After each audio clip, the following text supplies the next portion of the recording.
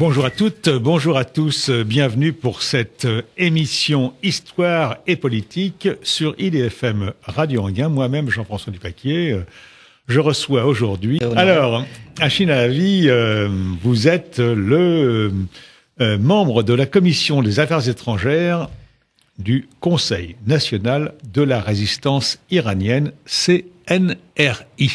Oui, d'abord, je voudrais vous remercier de m'avoir invité et saluer tous les auditeurs et donc dire que je suis très heureux d'être avec vous aujourd'hui. Eh bien, merci d'être avec nous, avec Paul à la technique, pour cette heure d'émission où nous allons essayer de comprendre ce que sont nos voisins d'Auvers-sur-Oise, ce qu'on appelle les Moudjahidines du peuple. Alors, expliquez-nous, Achille Alavi, ce que c'est que les Moudjahidines du peuple. Pourquoi vous appelez les Moudjahidines du peuple d'abord? Oui, c'est en référence à une histoire très ancienne, contemporaine de l'Iran, en fait, au début du siècle dernier. Il y a eu une révolution constitutionnelle en Iran en 1906 qui a doté l'Iran de l'époque d'une constitution qui était calquée sur celui de la Belgique et de la France. Et ceux qui ont donné à l'Iran cette constitution, grâce à cette révolution, c'est une des premières révolutions du siècle dernier, s'appelait les Moudjahidines. Ça voulait dire pour les Iraniens les combattants, les résistants. Et quand des années plus tard, contre la dictature du Shah, un mouvement s'est constitué en Iran pour lutter contre cette dictature et instaurer une démocratie en Iran. Et elle a pris pour référence ces résistants de l'époque du début du siècle et s'est appelé Moudjahidines comme eux. Alors vous avez été des opposants au régime du Shah. Le Shah d'Iran, bon, c'est un vieux souvenir pour nos jeunes auditeurs, mais je pense que beaucoup se souviennent de cette monarchie assez dure, hein, avec une police politique qui s'appelait la SAVAK, qui torturait, qui faisait disparaître, et vous avez été vous-même la cible de cette police politique. Oui, tout à fait. C'est-à-dire que toute une génération d'intellectuels en Iran ont été victimes de la SAVAK, de cette police politique, par la dictature du Shah, qui était un despote classique, comme on dit, et qui, en éliminant précisément les personnes qui voulaient penser librement ou agir, notamment les différentes organisations qui ont été constituées sous la dictature et dont le Shah a éliminé à travers sa SAVAK l'ensemble des dirigeants des Moudjahidines du peuple, ses fondateurs, qui ont été exécutés, comme ceux de beaucoup d'autres mouvements.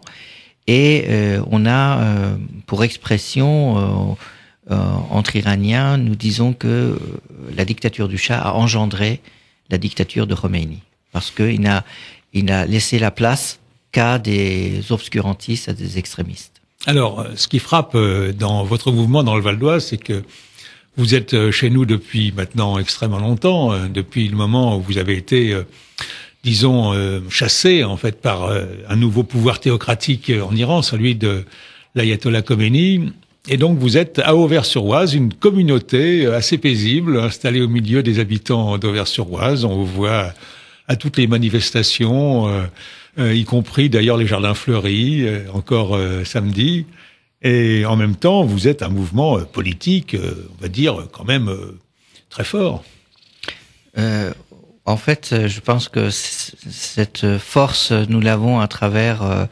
nous l'appuisons dans notre philosophie, dans notre croyance en l'humanité, en des valeurs qui sont des valeurs universelles. C'est pour ça que nous luttons aujourd'hui pour que dans notre pays soit instaurée une véritable démocratie pluraliste et laïque.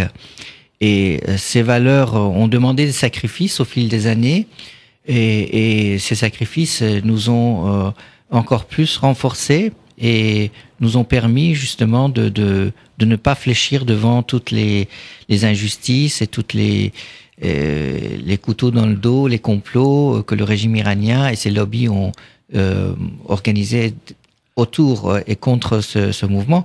Et effectivement, ces valeurs humanistes nous amènent à nous rapprocher à nos amis d'Auvers, à nos amis valdoisiens, Et donc, cette allusion que vous faites, c'était le samedi dernier, je crois, Madame Rajavi, la présidente élue de la résistance iranienne, s'est rendue dans le jardin d'une des voisines à l'occasion de cette rendez-vous des jardins, qui était un moment convivial pour rencontrer des habitants.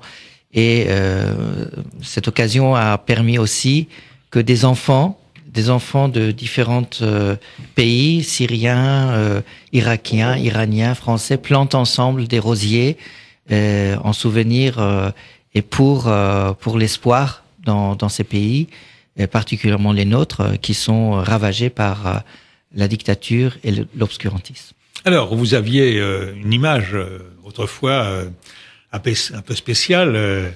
Achille Halavi, cette image qui vous a été donnée par la SAVAK, on vous appelait les islamo-gauchistes.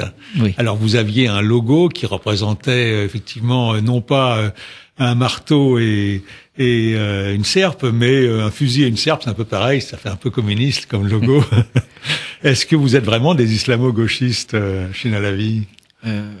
Je crois que ce terme était utilisé par la SAVAK comme un moyen de propagande pour discréditer le mouvement auprès d'une opinion qui était extrêmement favorable à l'époque du Shah, déjà, à l'égard des Moudjahidines du peuple, qui était un phénomène nouveau, c'est-à-dire un mouvement qui puisait dans ses croyances, donc il ne rejetait pas sa culture, il puisait dans un islam démocratique et anti-intégriste.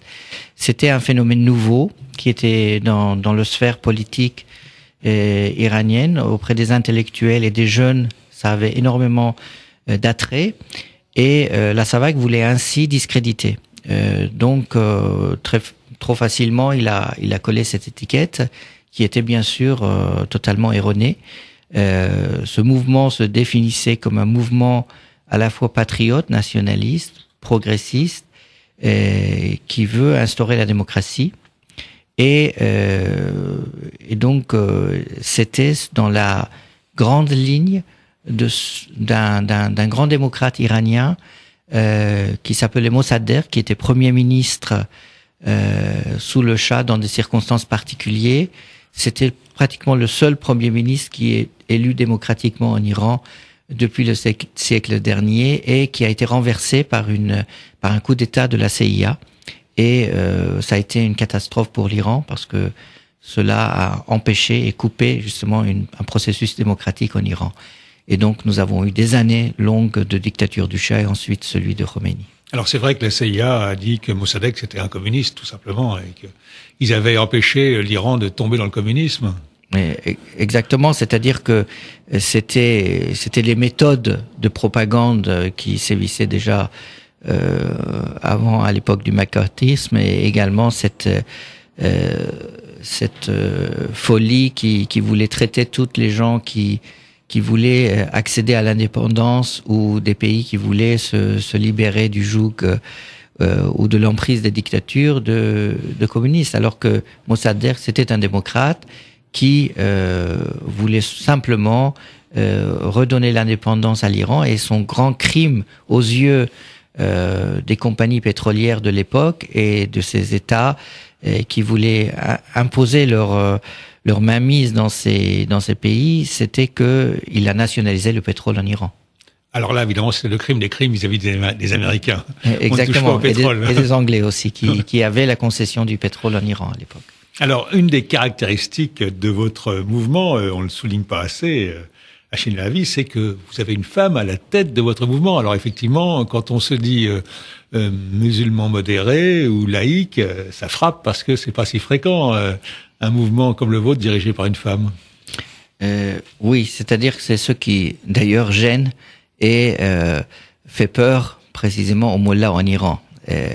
Vous parlez de Madame Mariam Rajavi, qui est en fait le leader de notre résistance, mais qui ne s'est pas contenté uniquement à être à la tête de ce mouvement.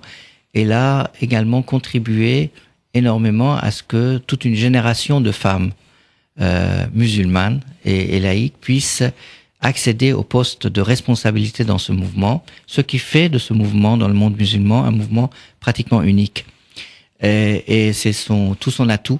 Et cette croyance dans l'égalité homme-femme, cette croyance dans les autres valeurs universelles, tout en se réclamant et revendiquant justement sa croyance et sa pratique d'un islam modéré. Donc effectivement, cela est extrêmement important parce que ça prive les intégristes, le pouvoir religieux en Iran, d'une capacité de pouvoir voler l'islam et se l'approprier. Mais alors par rapport à l'ensemble du monde musulman qui est aujourd'hui quand même largement gagné par des courants fondamentalistes, ça ne va pas être facile non plus d'être, disons, un mouvement de musulmans modérés dirigé par une femme. C'est extrêmement compliqué, mais en même temps c'est une force, c'est un atout. C'est ce qui fait que ce mouvement, en tout cas dans la période de Khomeini, ça fait 36 ans, a pu survivre et combattre les différentes magouilles, les différents complots, les différentes même collaborations dans certaines puissances occidentales qui voulaient faire commerce avec le régime des mollahs. Et ce mouvement, grâce précisément à son ancrage, à sa popularité à l'intérieur de la population iranienne, mais également le fait qu'il est compris aussi dans une grande partie de masse musulmane aujourd'hui, qui sont la partie silencieuse et qui subissent précisément les horreurs des extrémistes, et les compris et soutenus. Alors, quand vous êtes arrivé à Auvers-sur-Oise, après que vous ayez été chassé d'Iran en 1981, vous étiez assez bien accueilli, mais en même temps, on a l'impression, quand on vous regarde, c'est un peu le punching ball, parce que Valéry Giscard d'Estaing avait accueilli l'imam Khomeini, il l'a aidé finalement à prendre le pouvoir en Iran. Vous avez vous-même aidé d'ailleurs à chasser le Shah, et vous avez soutenu finalement cette révolution iranienne qui s'est traduite quand même par l'instauration d'un régime encore pire que le précédent, je crois. Exactement. C'est-à-dire que nous avons contribué à la révolution, au changement, mais malheureusement, la répression du Shah avait fait en sorte que les dirigeants des Moudjahidines du peuple ont été libérés des prisons que 10 jours avant l'arrivée de Khomeini. C'était déjà trop tard. Et Khomeini, grâce précisément au soutien que vous dites, notamment des pays occidentaux, des médias de l'époque, et qui débarquent avec l'avion d'Air France en Iran, a eu le loisir de pouvoir piller cette révolution et le mettre dans sa poche alors qu'il n'était absolument pas à l'origine, et c'est pas lui qui l'a provoqué. Et nous avons contribué à cela, mais très vite, nous nous sommes rendus compte du fait que Khomeini voulait accaparer le pouvoir et instaurer une dictature religieuse. Et dès le début, les Moudjahidines du peuple se sont opposés et constitué ensuite, avec leurs alliés, un front, le Conseil national de la résistance iranienne, précisément en référence précisément à la résistance française, pour lutter contre cela. Alors on a l'impression, quand on suit tout ce qui s'est passé, c'est un peu compliqué, vous le comprenez, on essaie d'expliquer à nos auditeurs d'IDFM Radio Anguin, à Chine à la vie, que vous êtes tout le temps les victimes. C'est-à-dire, quoi qu'il arrive, on vous tape dessus, le Shah vous tape dessus, Khomeini vous tape dessus, vous débarquez en France, au début on vous accueille assez bien, vous êtes même protégé par la gendarmerie, puis quelques années plus tard, en fonction de considérations un petit peu de géopolitique générale, eh bien on considère que vous êtes des ennemis, et le juge Bruguière vous envoie des équipes de policiers qui investissent votre quartier d'Auvers-sur-Oise dans des conditions épouvantables. Il y aura même des suicides parmi vos militants, et puis on s'aperçoit qu'on s'est trompé. Alors, on se trompe souvent à votre sujet. C'est une fatalité, Chine à la vie? Disons que je vois cela comme le prix d'un combat de manière indépendante. Quand vous voulez pas être vendu à tel ou tel camp, et que vous voulez être sur votre propre pied, sur votre propre nation, vous appuyez sur vos soutiens dans la population au niveau même international, auprès des citoyens simples ou des élus, et non pas tel ou tel État.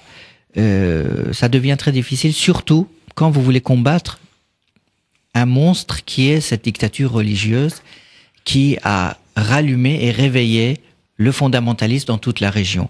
Donc c'est pas facile. Donc continuellement nous sommes confrontés à des magouilles et des complots, comme je le disais. Vous en avez fait référence. Le prix a été très lourd. Pour concrétiser pour vos auditeurs, je dirais que près de 120 000 personnes parmi nos rangs ont été exécutées par le régime des Mollahs. Et rien qu'en 1988, dans les massacres dans les prisons, à la suite d'un fatwa de Khomeini, près de 33 000 personnes, pour la plupart étaient des membres et des sympathisants de notre mouvement, ont été massacrés dans ces prisons en 3 mois. Vous avez fait référence notamment à cette affaire de 2003 où il y a eu cette rafle à Auvers-sur-Oise, où il a fallu des années de bataille juridique pour enfin avoir un non-lieu de la part des juges antiterroristes en France, ou sortir des listes terroristes à la suite des batailles religieuses, juridiques, excusez-moi. Et cela, c'est vrai que chacune de ces batailles pourrait démoraliser et mettre hors jeu un mouvement qui n'est pas assez fort. Mais si c'est un mouvement qui se porte comme un recours, comme une alternative culturelle à ce fondamentalisme, il faut qu'il soit à la hauteur et qu'il faut qu'il résiste à tout cela. C'est ce qui s'est passé.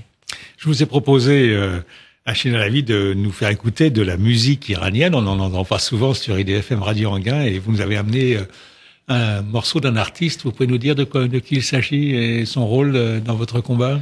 Oui, c'est Andranik Asaturian, qui est un grand musicien contemporain iranien, arménien, et puis il est décédé malheureusement il y a quelques mois, et il est considéré comme le père de la musique pop iranienne.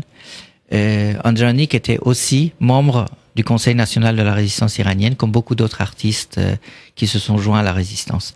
Et son travail a une très grande valeur, et il est très respecté à la fois par l'ancienne et la nouvelle génération.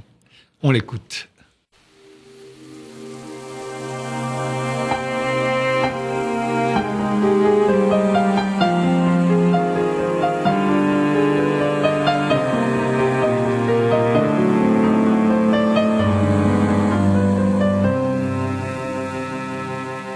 آسمون آبی شهر من و پرنده ها، زیر بارون زمستونی به خاطر میارن، گلایی که دلشون تنگ واسه رها شدن، سرشون رو روی شونه های زخمیش میذارن.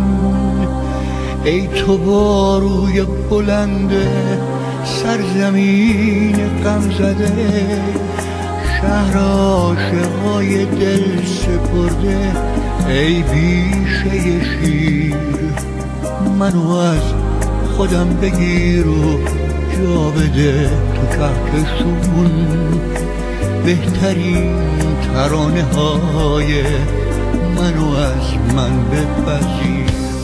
بهترین ترانه هم پیشکش ستاره هاته، شهر من تا همیشه دل عاشقم باهاته.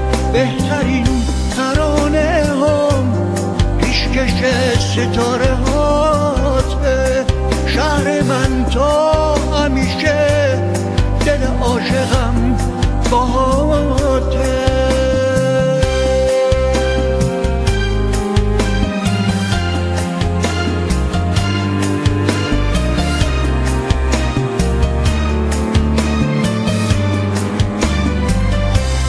پشت این حادثه ها با تموم کینه ها، شهر من موندنیه تا عقد تو سینه ها، شده اسطوره قرن شهر بی شکست من، پر شده دلامون از حس اشرفی شدن.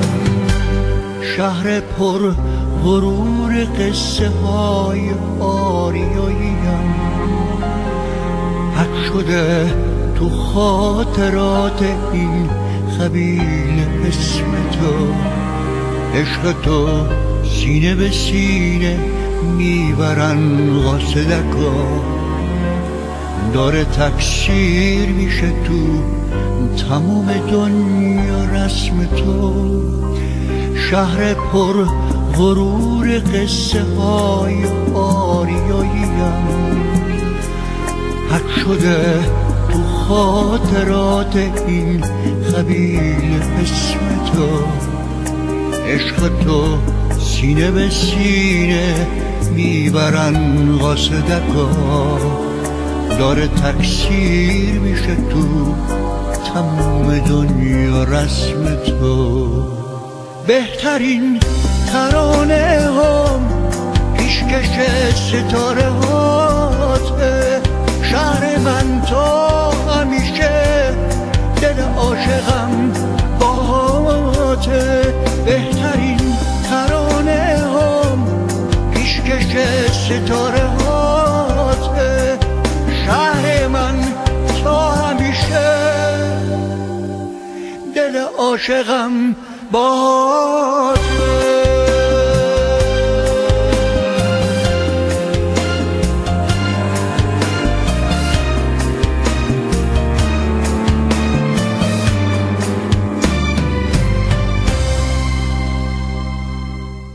C'était une composition d'Andranik Asatourian, compositeur arménien, membre du Conseil national de la résistance iranienne, décédé il y a peu, pour accompagner cette émission où sur IDFM Radio Anguin, nous recevons Achine Alavi, qui est membre de la Commission des Affaires étrangères du Conseil national de la résistance iranienne. Alors, c'est un peu compliqué pour nos auditeurs, pour moi aussi d'ailleurs, je vous l'avoue, Achine Alavi, bien que je vous connaisse depuis de nombreuses années comme voisin avec cette communauté iranienne d'Auvers-sur-Oise que l'on voit souvent dans la région, à la fois comme des voisins et on va le dire aussi comme des amis parce que vous êtes des gens très amicaux. Alors on se dit mais comment ils peuvent être amicaux alors que c'est un mouvement armé révolutionnaire? Ils se battent contre l'Iran, ils déposent des bombes de temps en temps à Téhéran, ils assassinent aussi un scientifique spécialiste du nucléaire. Ils sont des victimes, mais en même temps, c'est quand même un mouvement armé. Enfin, vous avez été un mouvement armé, je pense que vous l'êtes encore un peu. Bon, alors, je dois d'abord corriger quelques choses à propos du fait que il y a beaucoup de propagande dans tout ce qui se dit. Tout d'abord, le mouvement n'a jamais fait des attentats contre notamment des civils ou des scientifiques, etc. Ça, c'est la propagande du régime. Mais pourtant, il y a des scientifiques qui ont été tués à Téhéran. Oui, et bon, le régime, tantôt il dit c'est Israël, tantôt il dit c'est mes opposants, tantôt il dit c'est les Américains. Mais d'après ce que nous soupçonnons, il y a aussi des divergences au sein de ce régime. Et il est arrivé qu'il ait éliminé des savants qui ne voulaient plus collaborer avec le régime pour le mettre sur le dos de l'opposition ou des autres. On vous fait porter le chapeau. Exactement. Ça, c'est une habitude de cette dictature. Je dis que nous sommes résistants. Je revendique cela. Comme tout résistant français devant une occupation ou devant une dictature, c'est a pris les armes et s'est défendu. Donc, de ce fait, je crois que on peut comprendre notre démarche et ce que nous sommes en train de faire si on se place précisément dans le contexte face à une dictature. En plus, imaginez si Hitler était de plus avait une croyance religieuse, qu'est-ce que ça aurait donné? Donc, nous sommes face à ce phénomène dont ce qui se fait aujourd'hui, par exemple, par Daesh en Syrie ou dans la région, est commis depuis des années dans les prisons iraniennes ou dans les villes et villages iraniennes par le régime des mollahs. Donc c'est contre ça que nous sommes insurgés. Bien sûr, actuellement, il n'y a pas de lutte, d'action de violence de la part du mouvement. Elle a été placée sur des listes terroristes à la demande du régime des mollahs et par complaisance des États comme les États-Unis, l'Union européenne, l'Angleterre avaient placé le mouvement sur la liste terroriste. c'est à la suite des batailles juridiques où partout, les tribunaux et les juges et l'opinion a estimé que cela était totalement déplacé et finalement, y compris en France, les juges ont blanchi le mouvement et l'ont qualifié notamment de résistant et non pas de terroriste. Alors il faut dire que là aussi, vous avez été victime des tempêtes de la géopolitique et de l'histoire, puisque à une certaine époque, vous avez été soutenu par Saddam Hussein dans son combat contre l'Iran. Donc on vous a considéré comme des traîtres, puisque vous aviez des camps à l'intérieur de l'Irak, des camps avec des armes, des blindés, de l'artillerie, etc. Et vous avez défendu Saddam Hussein quand les Américains, évidemment, ont jugé que Saddam Hussein était un grand Satan. On vous a mis dans le panier, donc considéré comme des terroristes. On vous a désarmé, on vous a parqué dans vos camps et vous avez effectivement été classé mouvement terroriste, donc adversaire des pays occidentaux. Et ça a été très difficile de vous en sortir. Oui, c'est parce que précisément quand la désinformation et la propagande fait son travail, elle est faite pour précisément créer de la méfiance, pour isoler justement une personne ou un mouvement. Donc c'est trop facile. D'ailleurs, là dans les propos que vous dites, déjà il y a les traces qui ont été laissées par cette désinformation. Parce que le mouvement de la résistance iranienne n'était pas là pour défendre Saddam ou quiconque. C'était une circonstance géopolitique. L'Irak était voisin de l'Iran. La résistance iranienne voulait lutter contre le régime des mollahs. La France de l'époque avait mis la pression sur l'opposition iranienne et les dirigeants de l'opposition iranienne pour quitter la France pour pouvoir libérer quelques otages que le régime iranien avait pris au Liban. Donc, le seul endroit où il y avait une possibilité d'accueil, c'était l'Irak. Il s'avère qu'en Irak, à cette époque-là, c'était Saddam Hussein qui était en place, mais qui à l'époque était le principal allié des Occidentaux et non pas ce pestiféré qu'on a fait par la suite. Il faut le rappeler parce que dans la guerre entre l'Irak et l'Iran, la France a soutenu Saddam Hussein d'une façon très très très intense. On lui a fourni de l'artillerie à très longue portée. On lui a même prêté des avions parce qu'il n'en avait pas assez. Et on s'est investi beaucoup dans cette guerre. Il était l'ami de Chirac. Bon, tout ça, ce sont des faits connus. Mais pour ce qui concerne la résistance iranienne, donc il a bénéficié d'une sorte de tolérance parce que le gouvernement iranien de l'époque était menacé par le régime des mollahs.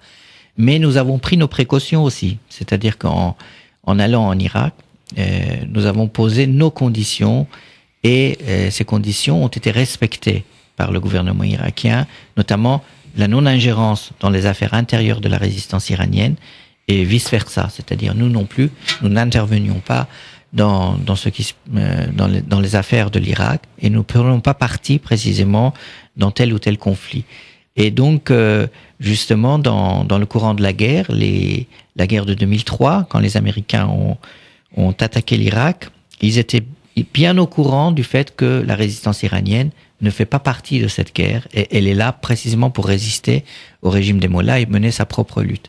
Mais malgré cela, parce qu'il y avait un deal derrière entre le gouvernement iranien des mollahs et le gouvernement des États-Unis à l'époque, ils ont profité de cette guerre pour bombarder les bases de la résistance iranienne qui n'étaient pas en conflit avec la coalition.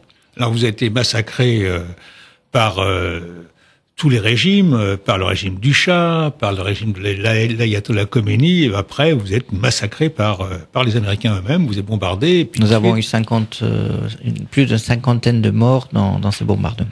Et puis ensuite, dans le camp qui est désarmé et donc qui est remis aux autorités irakiennes modernes, vous êtes à nouveau persécuté. Absolument, c'est-à-dire c'est ce camp d'Ashraf, ce fameux camp d'Ashraf où les résistants iraniens qui se trouvaient en Irak ont été réunis et contre la promesse de protection, ces résistants ont accepté de se désarmer et finalement cette promesse n'a pas été tenue et les Américains ont transféré la protection du camp où vivaient plus de 3000 personnes, dont 1000 femmes, et il a mis ce camp sous la domination des autorités irakiennes, qui étaient des obligés du régime des mollahs et des troupes, des milices qui étaient totalement hostiles et qui avaient été entraînées par le régime iranien. Donc, on a rendu la protection de ce camp à nos ennemis. Et donc, le résultat, ça a été des massacres, des tueries. Nous nous sommes battus sur le plan international, notamment avec beaucoup de nos amis ici en France, des habitants du Val d'Oise, dont certains ont pu faire le déplacement jusqu'au camp d'Ashraf et ont pris sous leur protection précisément des filleuls, des familles qui vivent actuellement dans le Val d'Oise ont une ou deux filleuls parmi les femmes et les filles qui étaient dans ce camp.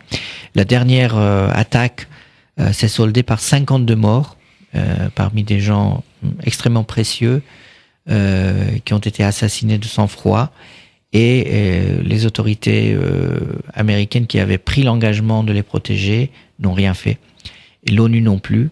Et donc aujourd'hui, les habitants de ce camp ont été transférés dans un autre camp près de Bagdad qui s'appelle ironiquement le camp Liberty, où ils sont presque prisonniers dans ce camp parce qu'encerclés et avec des restrictions médicaux. Donc on a une grande campagne pour essayer de les protéger, de faire en sorte qu'il n'y ait pas d'atteinte contre ces vies. Alors je vous propose une deuxième pause musicale, si vous le voulez bien. Achine Alavi est toujours avec ce compositeur, Andranik Asatourian, qu'on écoute.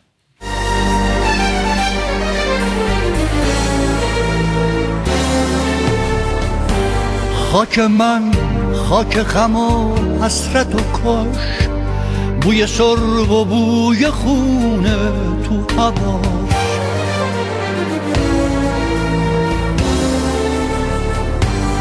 توی دنیایی که هر گوشش شده باغ پر رونق آسمون خراش تو زمستون کوچه باغاش همه شب طعم تلخ انجمادو میچشن تو بهار وقتی دم از گل میزنه رو تنش گل زخم گله میکشن اگه زخمی اگه رنجور ولی پرچمش همیشه افراشتنیه توی عصر سرد بی عاطفگی پر از آدمای دوست داشتنیه پر از آدمای دوست داشتنیه آهای آهای ای خاک من به حرمت ستاره نمیذارم بمیره این شراره قسم به قلب زخمیه توی عزیز شرقی بهار ما مجبور سر دراره بهار ما مجبور سر دراره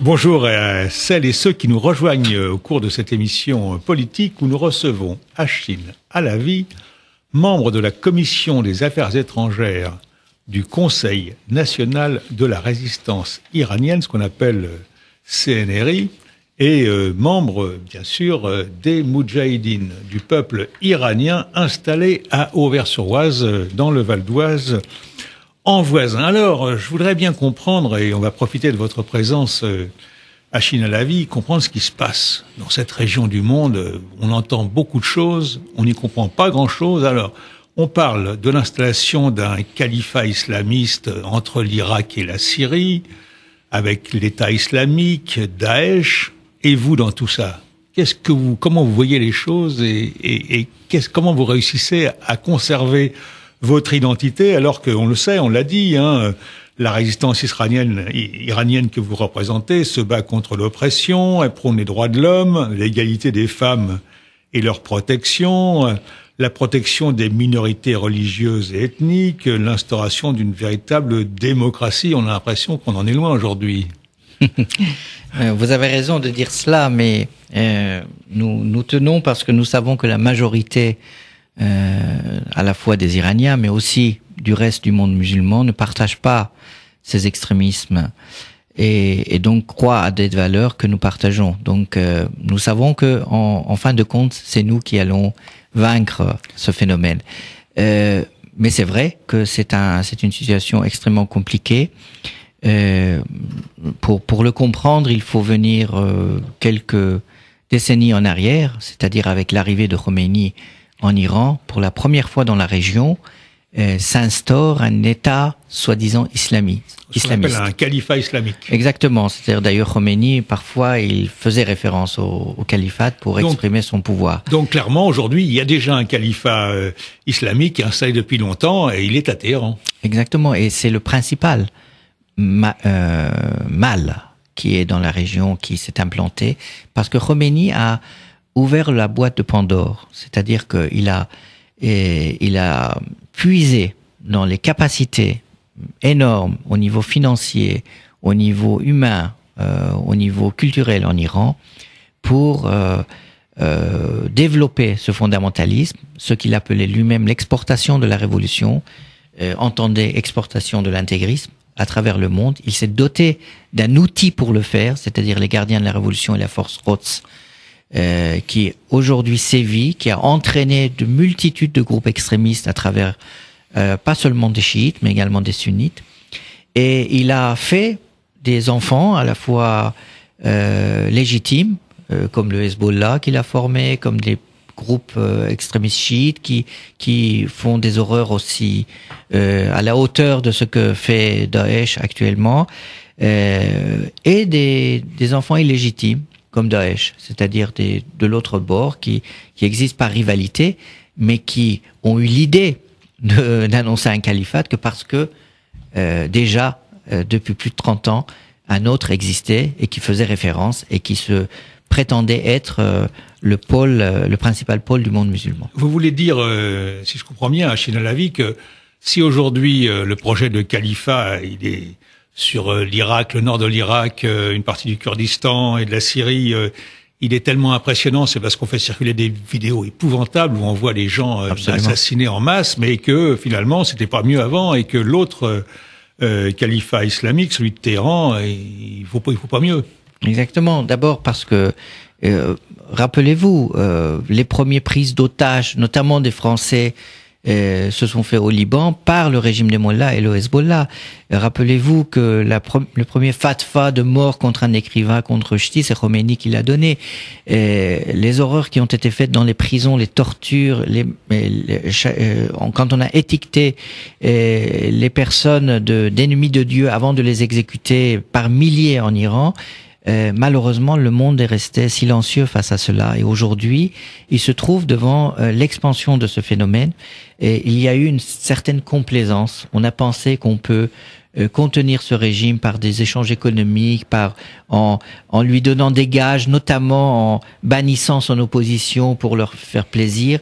Mais non, cela a servi au développement. Et d'autre part, indirectement, le régime des Mollahs est responsable de la création de Daesh, à la fois en Syrie et en Irak, parce que ce sont ces obligés, Bachar Assad en Syrie et Maliki en Irak, qui ont exterminé des populations sunnites et qui les ont poussées dans les bras de Daesh. Alors, vous le disiez tout à l'heure justement, Hachin Alavi, que nous sommes tous victimes de désinformation ou de surinformation, c'est parfois un peu la même chose.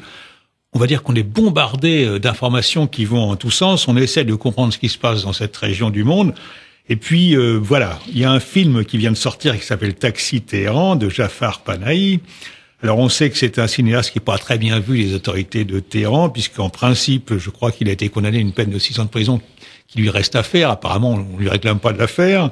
On lui a interdit de réaliser des films, on lui a interdit de quitter l'Iran, on lui a interdit de donner des interviews, et puis voilà, il réalise quand même un film, il met des caméras dans son taxi, on rigole, il montre des Iraniens qui ont l'air de dire tout ce qu'ils pensent. Alors, c'est quoi finalement ce régime de Téhéran? Expliquez-nous, vous qui le connaissez bien, c'est un régime, disons, bon enfant, où en apparence on est très très sévère, puis en réalité on laisse courir, ou bien c'est autre chose? Est-ce que vous pouvez nous expliquer qu'est-ce qui se passe vraiment à Téhéran? Est-ce que c'est comme dans les films, comme en Taxi Téhéran par exemple? Disons que c'est une dictature en fin de rouleau.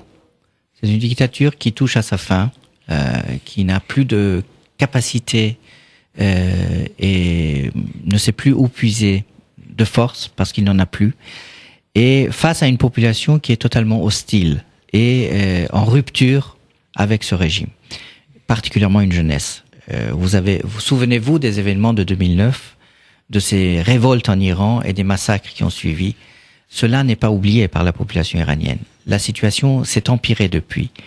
Effectivement, l'image que le régime veut donner, c'est précisément cette image-là. Elle est réfléchie.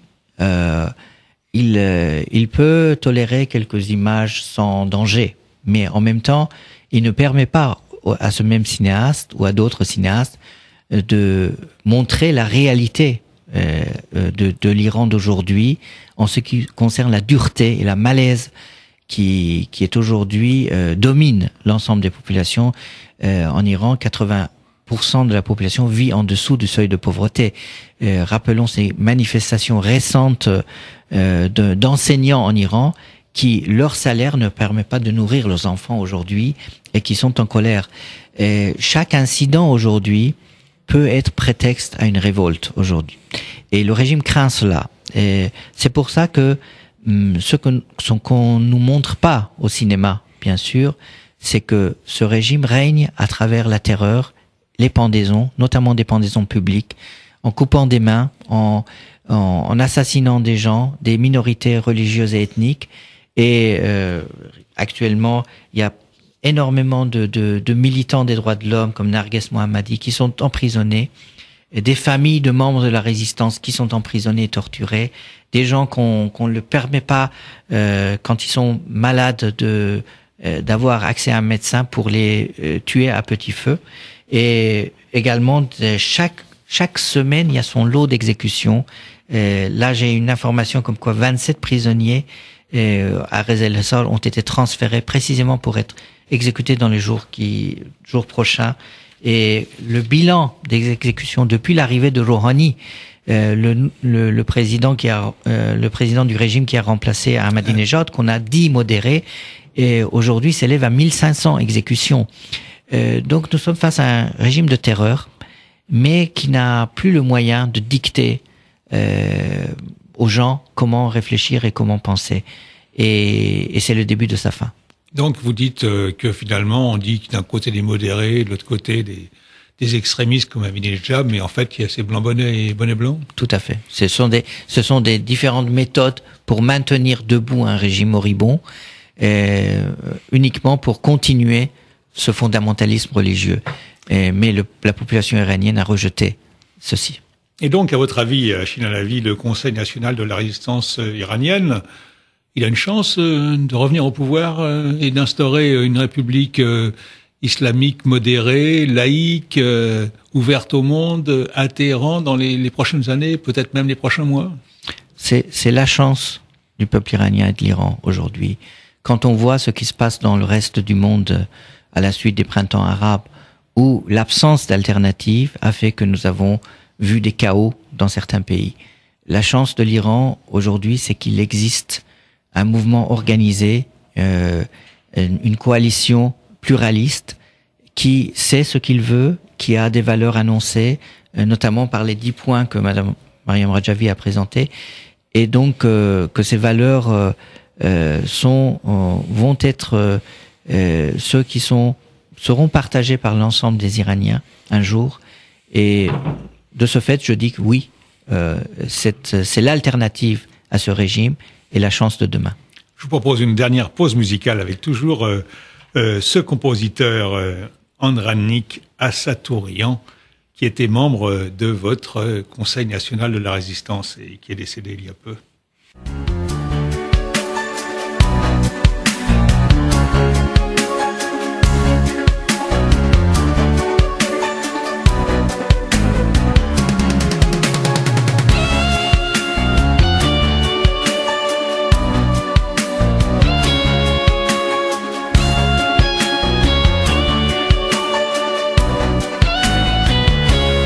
ای پرنده مرغ بی‌تا ای پرنده مرغ بی‌تا فرصت پروازو دریاب یه قدم مونده تا دریاب بگذر از رخوت مرغا نگو جاده بی فروغه نگو فردای دروغه نگو بازار خیانت توی این دنیا شلوغه پر بزن با حرمت پنجره باز بخون با همه پنجره برو تا اوج بذار آروم بگیرن زیر پرهای تو پاهو برها پر بزن با حرمت پنجره ها باز بخون با همه پنجره ها برو تا اوج بذار آروم بگیرن زیر پرهای تو پاهو برها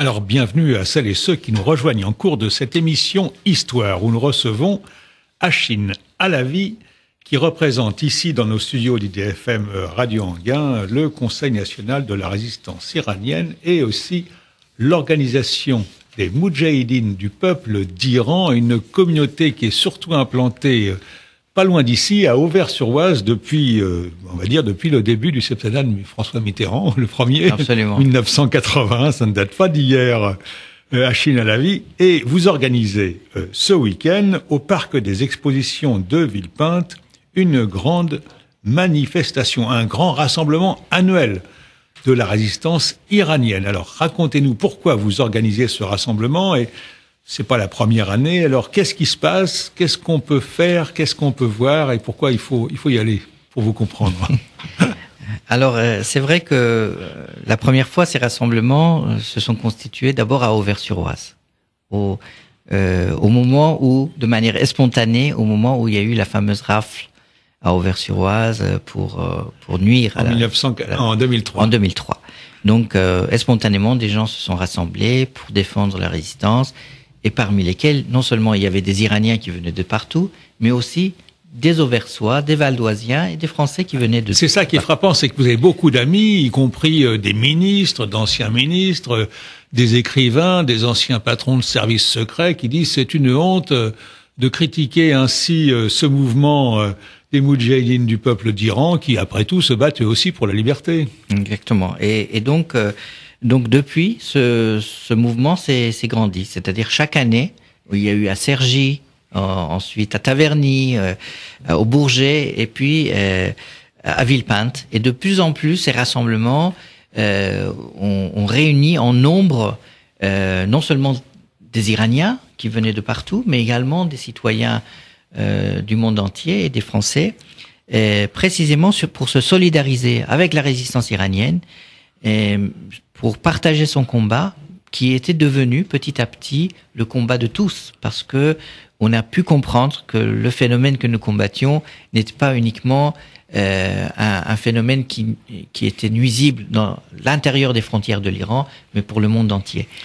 Et cette année, donc ce rassemblement va être très grandiose avec la participation de dizaines de milliers de personnes et plus de 600 personnalités à travers le monde. Alors, expliquez-nous là concrètement, parce que bien sûr, il y aura des discours, mais ça va être un peu comme la fête de l'UMA, il y a des podiums, il y a des chansons, on peut goûter la cuisine iranienne. Concrètement, est-ce que c'est une grande fête?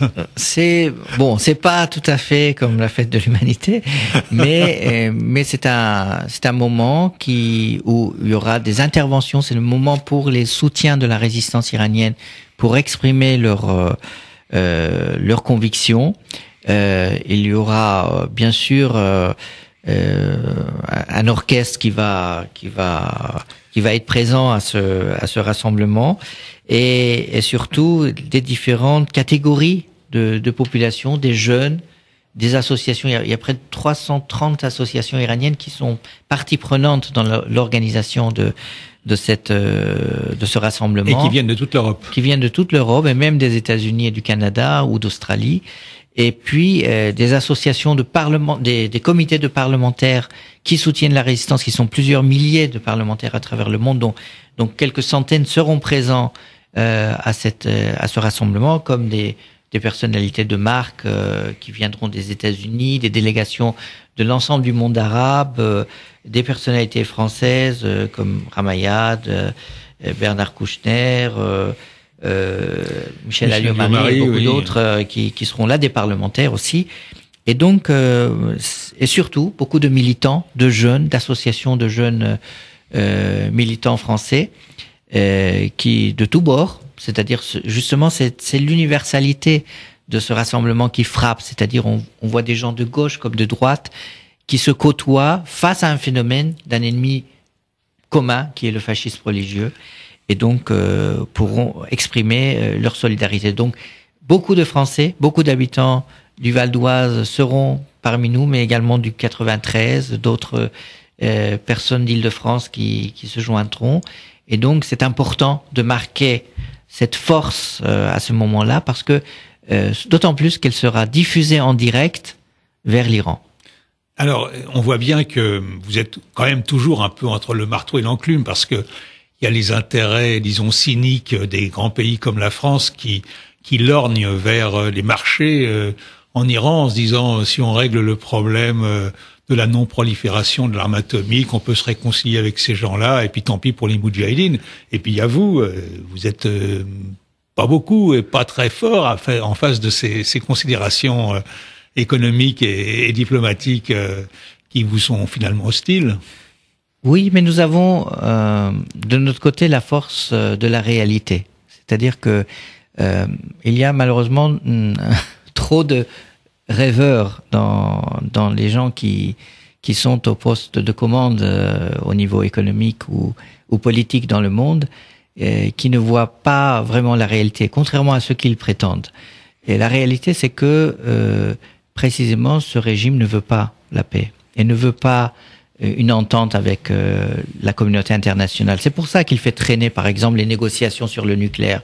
Bon, si on veut pas, s'il voulait pas justement acquérir la bombe nucléaire, bon, il était simple, il s'entendait et puis il donnait tout ce qu'on lui demandait pour mettre fin à cela. Mais c'est pas le cas. C'est-à-dire que ce régime voudrait absolument conserver sa capacité d'avoir la bombe et en même temps enlever le boycott international.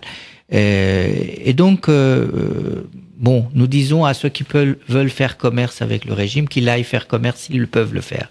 Mais à mon avis, c'est investir sur du vent, parce que économiquement, ce régime est à genoux et il ne pourra pas surmonter, précisément parce qu'il est isolé dans sa propre population. Et je voulais rappeler qu'une délégation du Parlement européen était récemment en Iran, qu'ils étaient partis précisément pour dans cette idée de renouer, et le chef de la délégation s'est vu interdire d'être interviewé par la presse étrangère à Téhéran. Et donc on peut imaginer un régime qui interdit à des députés européen de s'exprimer, comment il se comporte à l'égard de sa population. Alors donc, en quelque sorte, venir vous soutenir ce samedi 13 juin à partir de 13h au parc des expositions de Paris-Nord, Villepinte, c'est se battre contre des faux semblants et puis contre une diplomatie, disons, aveugle.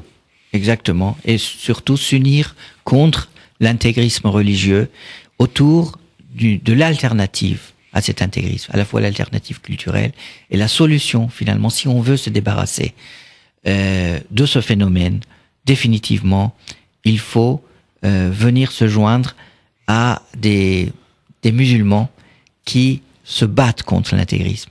Et la résistance iranienne se trouve à l'avant-garde de cela. Alors on va rappeler à nos auditeurs, s'ils veulent se rendre à ce parc des expositions ce samedi 13 juin à partir de 13h, mieux vaut prendre le RER B en direction de l'aéroport Charles de Gaulle et descendre à la station parc des expositions et puis rejoindre par les transports en commun ou à pied, parce que c'est tout près, effectivement. Tout près, oui.